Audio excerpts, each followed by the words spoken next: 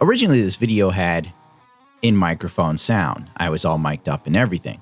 But I found there was too much sort of weird dead air and so on and so forth. So we're going back to the old voiceover way of doing things. My contact at Hobby Link HQ, wait, brain, what? My contact, and I cut myself. My contact at NewtypeHQ, Harry, told me it's something I was really going to like. And I've spoken to him on many occasions about importing resin kits and the struggle of that, the waiting times, etc. And it turns out that NewtypeHQ has actually struck up some sort of deal with Anchorage. I'm probably saying it wrong. And they're offering kits. He also threw in a decal squeegee for me. This man is brilliant. I cannot wait to use this. I've been waiting for them to get these in stock. I didn't know they had this brand, but I was looking at another brand. Don't care. Got a squeegee. I'm happy. This is so useful.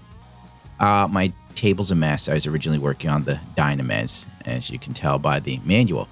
They also sent me this rubberized sandpaper. I can't even remember the name of it right now, and it's not in front of me. I did know the name of it in the video. Now, the funny thing about this is it's a very flexible sandpaper, meaning you can put it on a ball if you want. You know, you can wrap it around your finger. You can put this around odd shapes to use for sanding. And due to the elastic nature of this sandpaper, it will conform to any shape you put it on. I believe it's also waterproof. So this is going to be quite interesting in the future. At this current point in time, I can't really use it. I mean, I can, but I'm not going to use it in this video because it will derail the point of the entire video. There goes me wrapping it around that little metal thingy, giving an example of how it will work. Due to its flexible nature, it's going to be far better than normal sandpaper. So much better. I think this is going to be, can't say really revolutionary. It's going to be something that only a few people are going to be privy to and use. I know all the Korean YouTubers that are really good at Gunpla are using this stuff right now. And NewtypeHQ is kind of keeping me in the mix.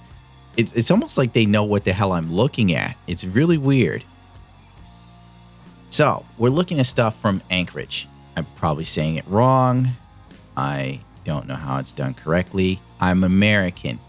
I say Verka. You say version KA. This is the Providence Gundam one. These retail at about $50, well, the Sazabi's around $52. So I'd wager the Providence is cheaper because there isn't as many metal parts. Nonetheless, these are very premium. I mean, I love the instruction manual. It's very sleek, it's minimalist, it's to the point, and it doesn't hold your hand. It already assumes that you know what you're doing with these, so there isn't any major instructions needed. Just the size of the drill bit you will need to install these, and that is it. These are actually fairly hard to get a hold of currently for Americans. I know the Koreans can get them fairly easily, but as an American and an English speaker, there aren't too many Asian sites that offer these kits or these items, making it easy for an English speaker to get a hold of. And once those sites get out of stock, it takes a while for anything to come back in stock if they ever do. So for me, I find it to be a game changer. It's revolutionary almost. Something so simple can seem revolutionary that an American vendor would offer these items. And I don't know how long it's going to last because it's a gray area and NewtypeHQ is working on not offending Bandai at all. That's why these are going to be in a kit format in the sense of you will buy this resin kit. It will come with all of these parts and the kit, the Bandai kit as well. So it's not going to be cheap either. It's going to be very niche. The Sazabi kit is going to run $380. This is not for the squeamish, the faint of heart, and it's also not for beginners. I got sent the blue version of the Sazabi metal kit. It threw me for a loop. So what I'm going to do here, you know, this is off track. I'm going to mix many of these Anchorage metal parts with CJ Hobby gold parts to sort of offset. Or I might just I've already ordered this stuff from overseas, from Poland. There's this like liquid you can brush on top of metal parts and it will allow you to prime and paint them and make them look somewhat presentable. But if you paint them wrong, then it will really ruin the sort of metal aspect of certain areas. So it's going to be a real challenge for me to work on. As I was saying, this is the Sazabi Anchorage metal detail kit. It's totally different than the CJ Hobby version, which is nice. Some of the thrusters, very similar in size. Some aren't. So it'll be interesting to see if I can mix and match parts. Point being, this is specifically designed for Sazabi, whereas to the CJ Hobby parts, in all honesty, are kind of a culmination of parts that are universal. You know, like most of the metal parts in Sazabi's neck and hip, the tubing, that's technically Zaku parts, but in gold rather than red, green, or some other color. So it's not exactly something specifically made for the Sazabi. On top of that, this is made in conjunction with what was once the Infinite Dimensions resin kit. Therefore, when they're put together, it's really going to have a very, very prestigious and professional look. So this is definitely the advanced modeler's dream. Being able to buy everything you need in one shot in an American-based site, meaning you can have this within a week of ordering it, unless you pay for the more expensive shipping, within days of ordering it, rather than ordering overseas from either Taiwan or China and then waiting anywhere from, you know, they always say something like 6 working days to 14, and then like a month later, you finally get it. And sometimes, depending on the shipping method they used, you probably don't really know where it is. So it's a real pain in the ass. Not to mention, it has to go through American customs. And my God, customs sometimes in, you know, New York City's customs, they drag their ass with some of this stuff. You know it's not a weapon. You see it's a tiny robot. Send it to my house. We're going to show off the UC kit versus the Anchorage kit. And here's the thing. The UC kit, supposedly, from what I was reading on the internet, was given permission to recast the Sazabi 2.0. Supposedly, from what I found on Google, this could all be lies, you know. And the other difference is quality. I mean, you look at the box, it's nothing special. It almost looks like a shoebox. And all of the parts you need are in 2 bags, and they're not really separated very well. On top of that, the resin castings, when compared to the premium kit versus the cheaper kit that you can even pull off of eBay, it's night and day difference. The resin is very thin on the UC kit. Some of the castings are very soft, to be honest. It's being able to compare this kit versus the official piece, it's a real eye-opener. Now, I only grabbed the UC kit because I could not get the Anchorage kit. I couldn't find one. And to give you a price point, this or an Infinite Dimension is going to run you $130. There are like a handful of Infinite Dimension kits supposedly on eBay. The UC kit is $95 for both pieces. All right, just for the body of Sazabi from Infinite Dimensions or Anchorage is $130. The expansion kit is another $90 or so, if I recall correctly. So that gives you a clear idea of the difference in price. On top of that, the official kit comes with photo etchings and a manual. The manual, I will say, is very premium looking. It is beautiful. It's a work of art. But in all honesty, the manual from the UC kit, even though it's printed, is far easier to understand what you need to do. So there's a bit of irony there. Like, I'm glad I have the UC kit. I'm going to use that to practice on, frankly. I'm probably going to build a Sazabi with the cheaper parts. In that way, if I screw up, I won't be upset, if you know what I mean. You know, I screw up, whatever, cheap $90 kit I can get off of Samuel Decal. No biggie.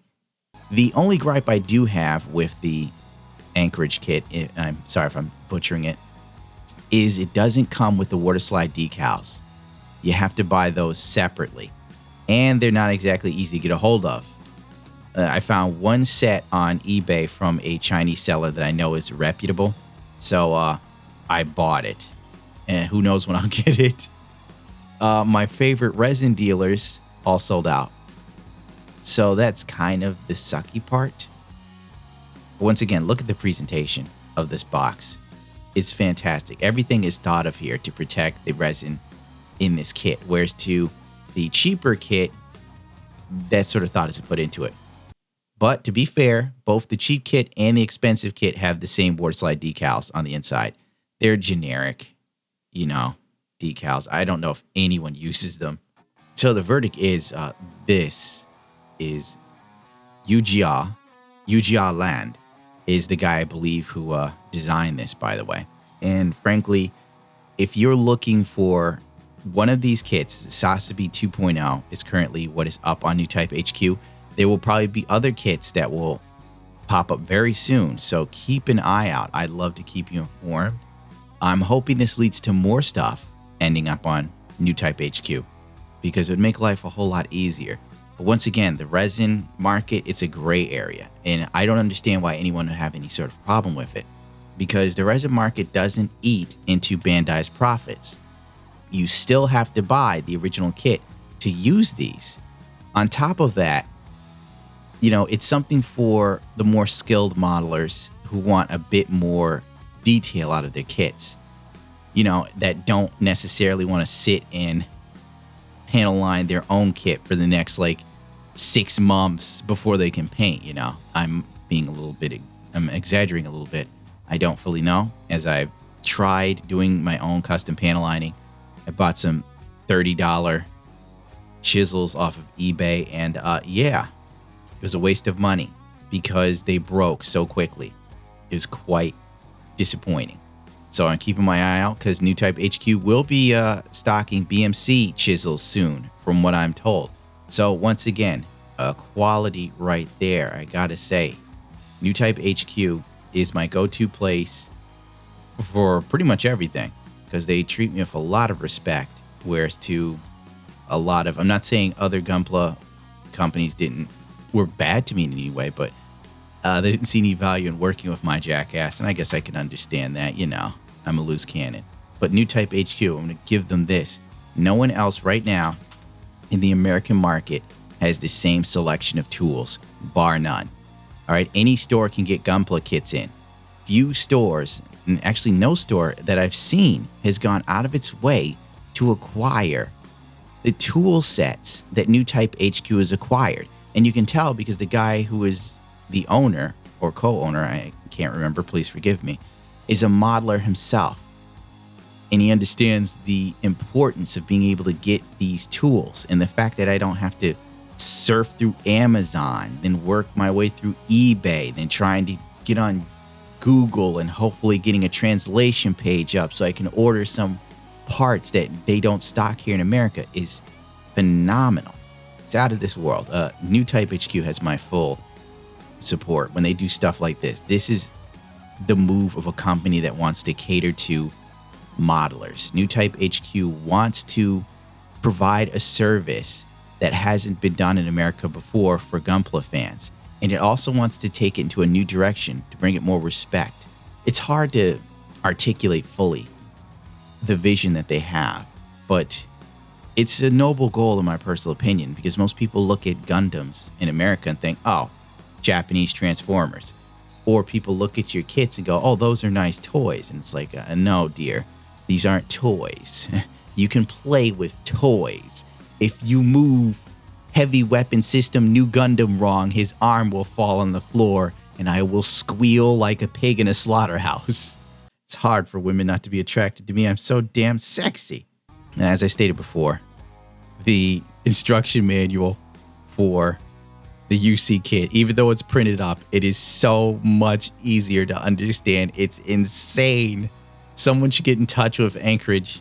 These guys, you see their instruction manual, copy it, but put it inside your book. This is what it should look like. I understand what needs to be done here. Whereas to Infinite Dimensions and Anchorage instruction manuals, though beautiful to look at, it's so hard to pick up what the hell they want you to modify. It's like red circle around thing. And then you got to learn that means to cut this, a square box around part of the leg system. And you're like, what the hell does this mean? Then you got to go to Dave's world and hope to God that Dave updated his resin build so that he could tell you what the hell the instructions mean. Oh, it's a mess. All right, I'm out of here because I've got so much to do today, believe it or not. And there's only one dude to do it. So once again, NewtypeHQ is where you want to go for this. There'll be a link if you're interested. There are not too many of these sets to go around. It's a conversion kit bundle. And if you're interested in this sort of stuff, if you are an advanced modeler, or at least, you know, you got enough skill to make this work, I would recommend it.